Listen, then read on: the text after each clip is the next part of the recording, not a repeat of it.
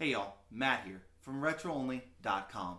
Today we're going to be answering another question that we commonly receive on our website, RetroOnly.com, and also sometimes here on our channel on YouTube as well. And that question is, why are GameCube games so expensive?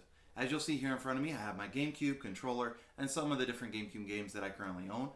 And there is one basic reason why GameCube games are still so expensive, even till this day. GameCube came out a long time ago. A long time ago.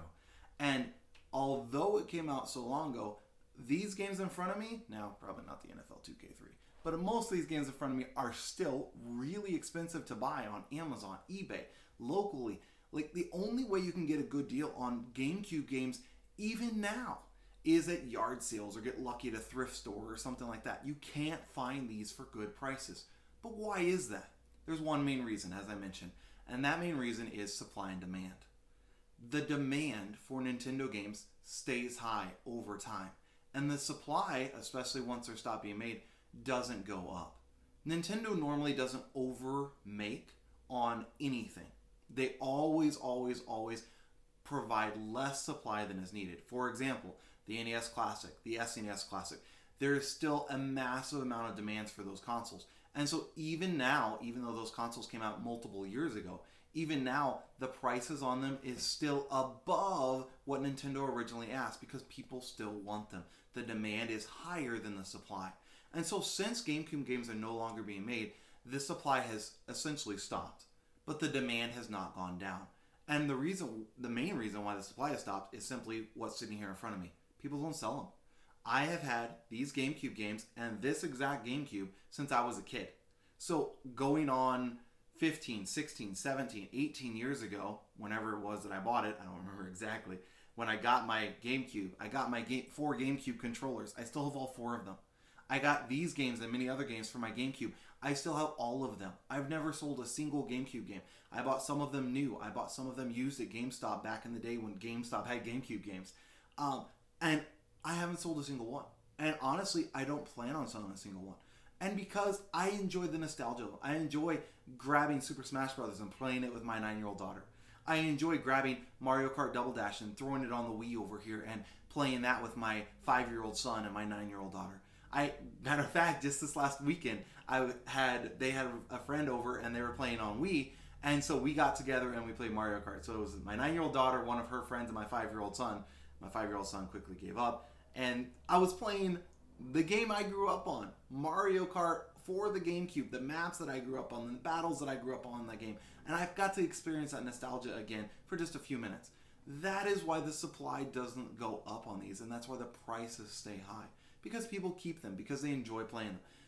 Honestly, I would expect the prices to stay high and possibly even go up as time goes on.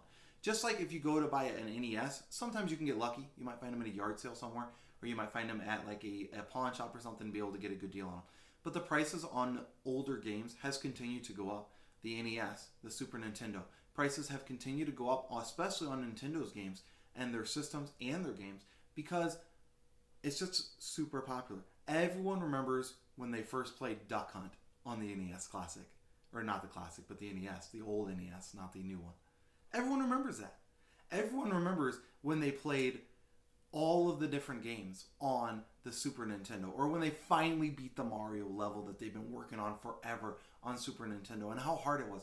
Everyone remembers those things. So that nostalgia is really strong. Not just with games that were made in the early 90s, or even the late 1980s of the NES, but on GameCube as well. The nostalgia is strong. I have behind me and in my closet, I have GameCube and GameCube games. I have Wii and Wii games. I have N64 and N64 games. I have the NES and all of my NES games that I had from the late 80s. I have all of them still. I still have my gun for my Duck Hunt game. I can't play it on my modern TV, but I still have my gun for my Duck Hunt game that I've had since the early 90s. That is why GameCube games stay expensive. They stay expensive because no one wants to sell them.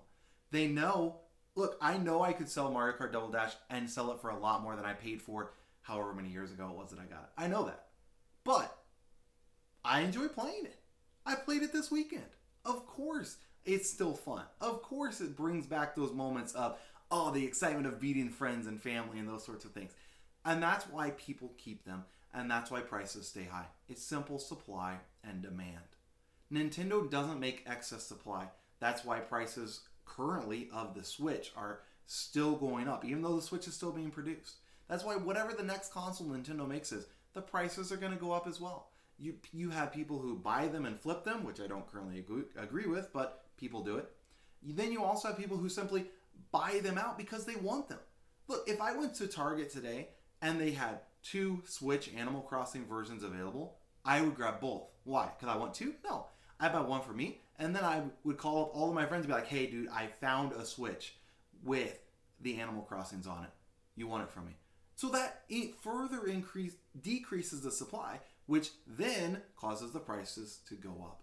That's all it is. That's why the Nintendo GameCube games, the prices stay high.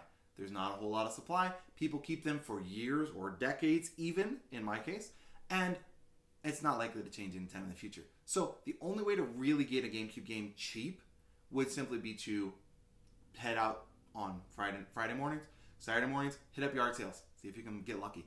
Maybe head to a thrift store. Maybe you can get lucky and you'll find a bundle of a GameCube with some games that are really cheap. Now, it probably won't be the exact games that you want, and you might have issues with them. But honestly, there's no good way to get GameCube games cheaper than what they currently are.